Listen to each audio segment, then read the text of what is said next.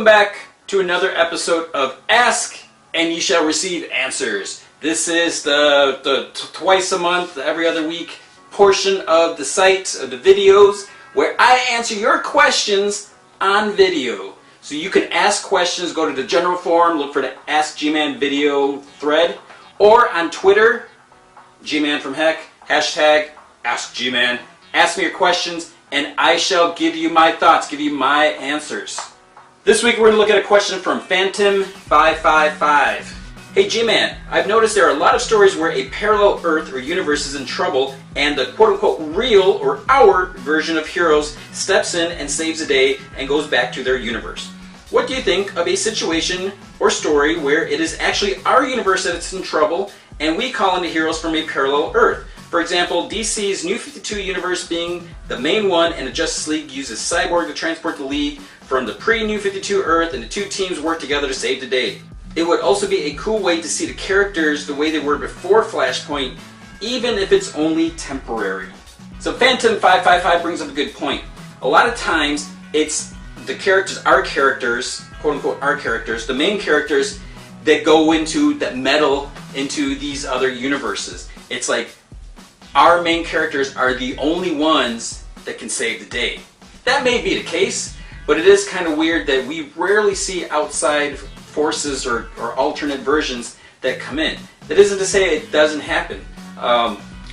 One perfect example, sort of, if we look at the current X-Men Battle of the Atom. So that's going to come out this week, reviewed it last week. So in this situation, if you're not caught up with the current X-Men shenanigans, because of what happened during Avengers vs. X-Men, Cyclops kind of became a bad guy. He was trying to do stuff for the better of mutant kind. You know, he did kind of whatever. We're not going to get into that. People kind of hate mutants once again. There's this big strike. The X-Men split in half. So Beast, he says, I'm going to go into the past. I'm going to bring the young little whippersnapper X-Men, bring them to the present. So one, they can see, or Cyclops, I guess everyone can see, what Cyclops has become, what he did. He killed Professor Xavier inadvertently.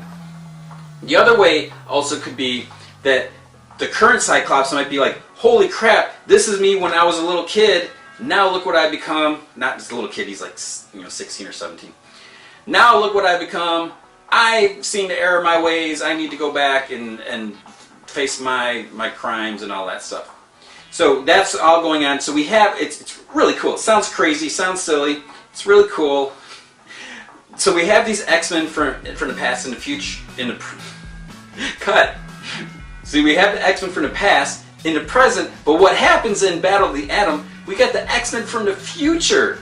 More X-Men that come in and they're like, hey, this is all messed up. Something has to happen, blah, blah, blah.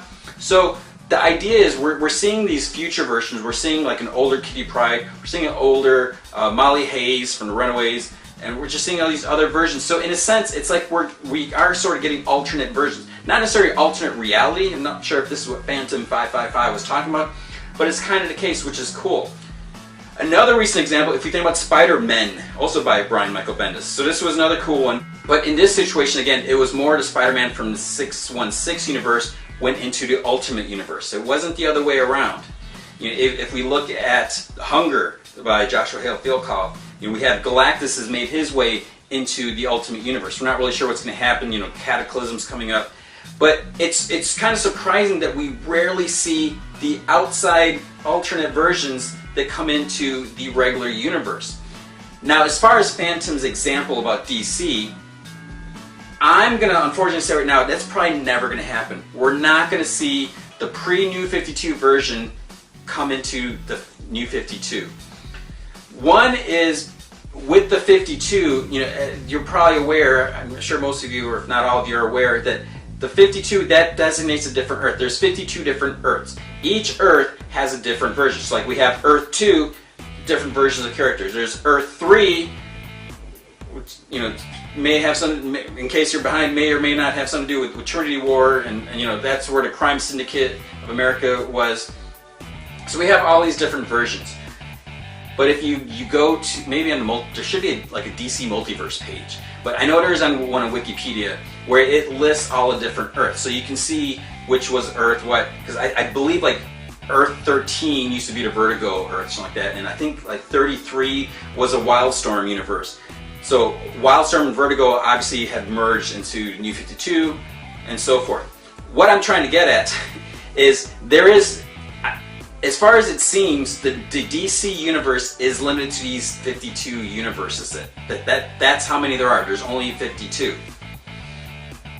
So it doesn't seem that there exists a pre-New 52 universe, because the pre-New 52 universe was combined with the Wildstorm universe and the Vertigo universe. So that was in Flashpoint when we saw Pandora. She merged the 3 timelines and all that, as she called them. So it's probably not going to happen. It would be really cool to see how they would interact. This would be like any reader's, almost dream or something, just to see it. Doesn't mean we were saying we want the old pre-New 52 back, but it would be very interesting to see how they would interact. What would old pre-New 52 Superman think of current Superman and so forth? What would that Superman think? It's like, hey, I'm dating Wonder Woman now. I'm not married to Lois. What's going on? What would pre-New 52 Lois Lane think of that? She'd be like, Clark, Smallville, what are you doing? So it would be really cool to see, but like I said, the reason it's not going to happen, and this is not official or anything, this is the way I see it, because that's what the purpose of this video is. This is my opinions. I think the DC would want to steer clear from the pre-New 52.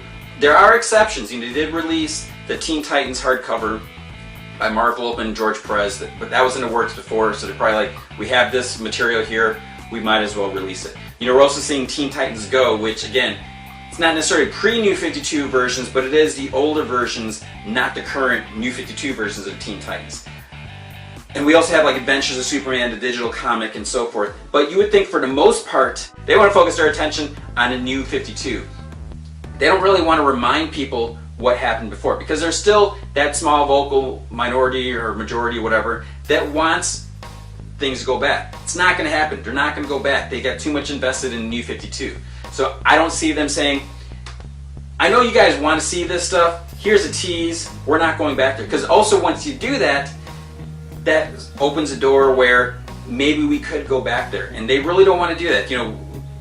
Everyone, like the criticism was that with Pandora, that was the back door to going back to the pre-New 52, which maybe that was the case since she was the one that kind of, guided everything.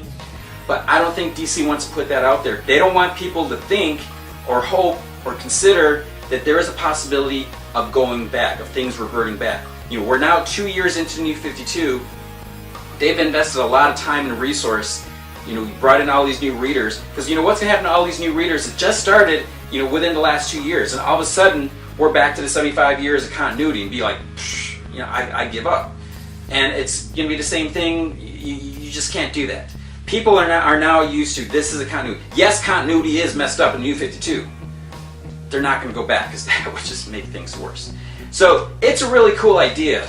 The idea of old pre-New 52 and the current New 52s, meshing. On top of that, the idea of your regular comic universe needing assistance from some other alternate Earth. That doesn't happen that often, so it would be cool to see.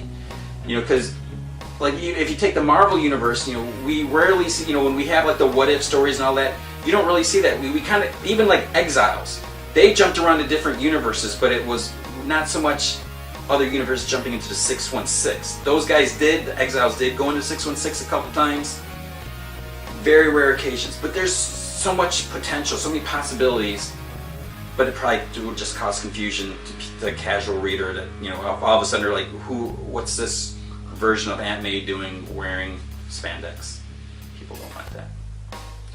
So that is it for this week. Thanks for your questions. It's an interesting topic. Let me know what you think about the idea of alternate universe, alternate versions coming into the main comic universe. Would you like to see pre-New 52 and a New 52? So ask me your questions. Go to the general forum, the Ask G-Man video thread. Put your questions there. Go to Twitter, G-Man from Heck. Use the hashtag AskGman.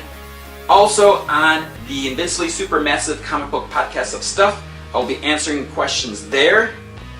So lots of places your questions will get answered. Thanks for watching. We'll have another question probably in a couple weeks, 2 weeks, or on the next Supermassive Podcast.